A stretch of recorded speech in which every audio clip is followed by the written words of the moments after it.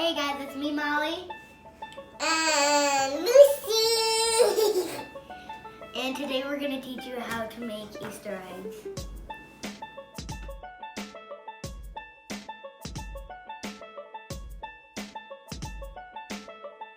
Step number 1. You draw your Easter egg.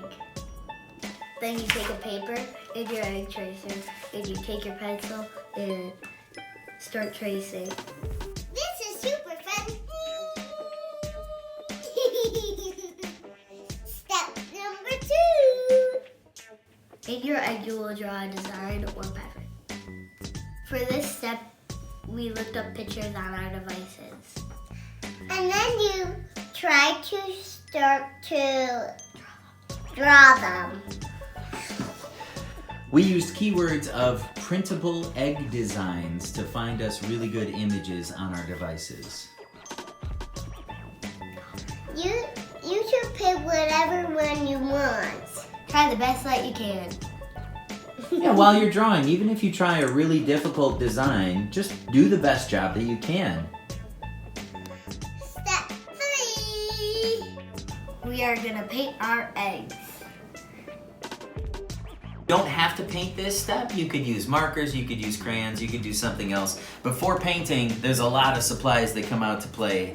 Things like, we use palettes here, but you could just use paper plates at home. We like to put newspaper down on the surfaces where we're painting, but if you have a plastic tablecloth or something at home, you could use that too. Cups for water to rinse out the brushes, maybe a little bit of paper towel. These are all kind of the things that you need around painting.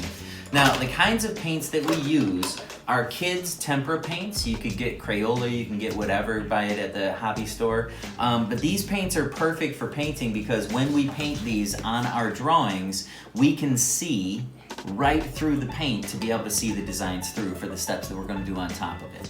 Now, you can't get painting done though without Paintbrushes. Yeah, and we need some paintbrushes at different sizes too. We want to have some small detail ones and then some large chunkier ones to get the painting job done.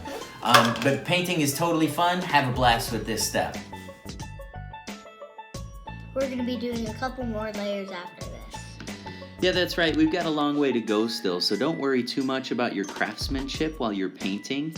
It doesn't have to be perfect at all. We're going to be using crayons and markers later to clean up and make everything look really good. So just take some time and have fun on this step. Here's a tip for all of you guys who have little ones at home. Yeah, we can kind of mix up the steps a little bit here. So if you think about it, you could have them do handprints on paper and then trace the eggs afterwards, and it's a great, great gift and decoration to keep for years to come. Step 4. All right, now that the painting's done, we're gonna add another layer of color so we get out our crayons. Now you could do this with any size set of crayons. We've got an awesome set here, 64. You can do it with a set of 8, a set of 12, a set of 16. But the point in this one is to take our paint layer and then add some textures and build up more contrast or differences in our pattern by coloring with crayons. I had a lot of fun doing this step. I did too, and it will end up like that. Yeah, it takes and separates the paint step, and you add in the texture of the crayons. It's awesome. This was a blast. Yeah. Crayons make texture. Yeah, they make an awesome texture on top of the paint. Me and my dad had a rule where you only could use 3 crayons for this step. Yeah, by limiting your color choices, it really helps bring together the entire pattern.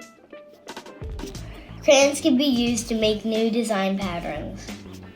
Yeah, you don't even have to think about just coloring in all the time. What if you use a crayon to draw new things in your pattern? Step 5. Sharpie.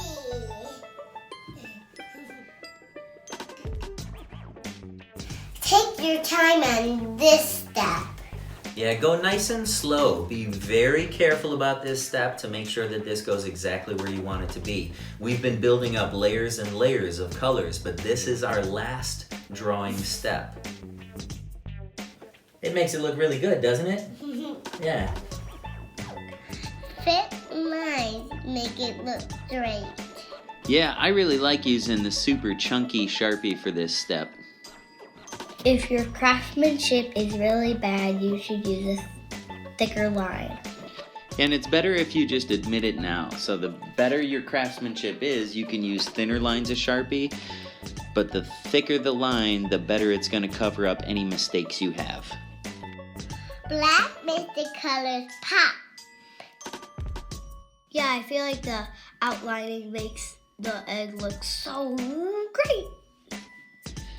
This is what it is, folks. You want to take your time on this step, because if you make this part look good, then it's all going to look absolutely perfect. This is our last drawing step, so be sure to do it well. Step 6.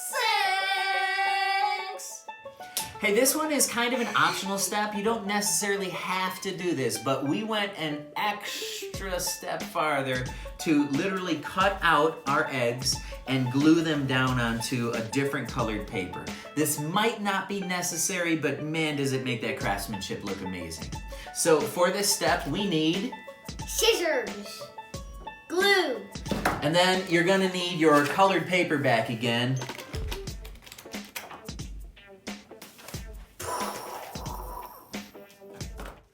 So the first thing that we do is we've got to cut those eggs out.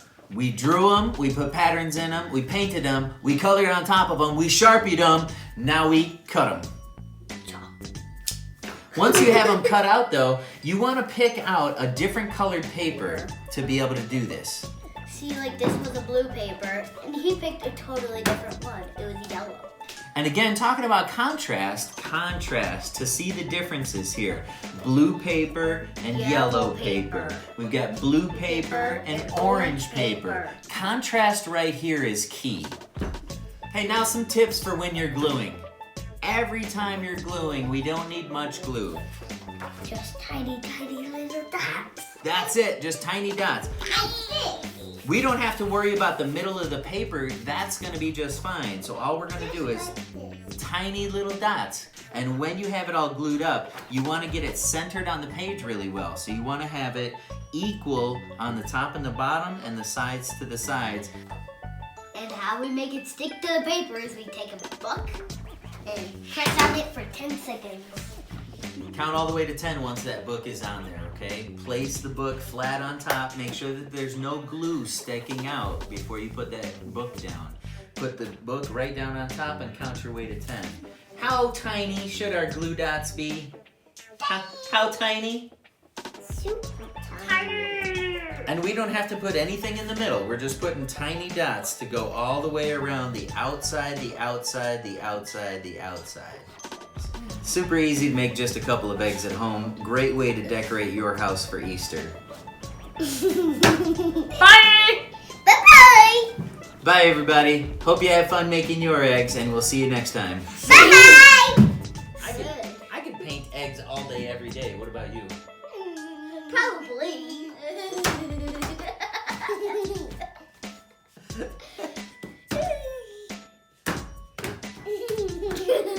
Sister side, Lucy side, sister side.